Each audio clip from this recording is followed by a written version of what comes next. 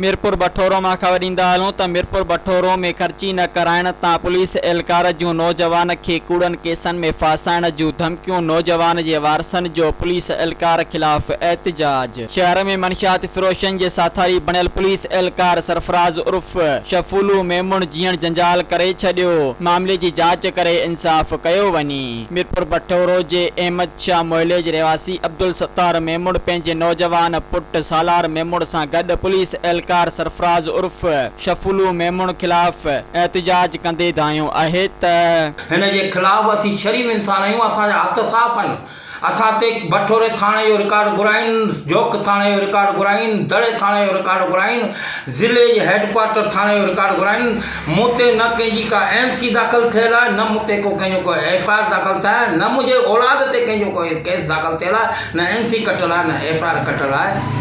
हरू भरू असां शरीफ़नि खे ही करप्ट पुलिस ऑफिसर असांखे गिची में अची पियो आहे। असीं मजबूर थी हीअ प्रेस कॉन्फ्रेंस करे रहिया आहियूं।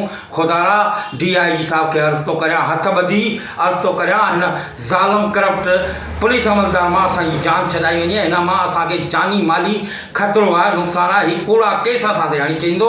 इन लाइ आउं हीअ प्रेस कॉन्फ्रेंस करे रहियो आहियां, जेका IG साहब DIG साहब खे हथ ॿधी अर्ज़ु थो करियां त असीं शरीफ़, असीं मेमण माण्हू, असीं हट वापारी, असांजी खुदारा मदद करियो। हिन करप्ट पुलिस ऑफिसर मां असांजी जान छॾायो खुदा जे वास्ते। जे न त असीं कोर्ट में दावा दाख़िल कंदासीं। आउं हथु कोन कंदुसि, भले मुंहिंजो नुक़सानु थिए। शफूल मूंखे ब्लैकमेल कंदो आहे त चए थो मूंखे सफिना जो पैकेट वठी ॾे या मूंखे 2000 ॾे। इन खे ॾे न त मां तोखे कूड़े केसनि में खणंदुसि, न त मुंहिंजी त ख़बर आहे वञी कंदसि, आउं कंदुसि। मूंखे हर बार ब्लैकमेल कंदो रहंदो। सब्सक्राइब कयो अवामी न्यूज़ HD खे ऐं ताज़ा तरीन ख़बरुनि लाइ ॾिसंदा रहो अवामी न्यूज़ HD।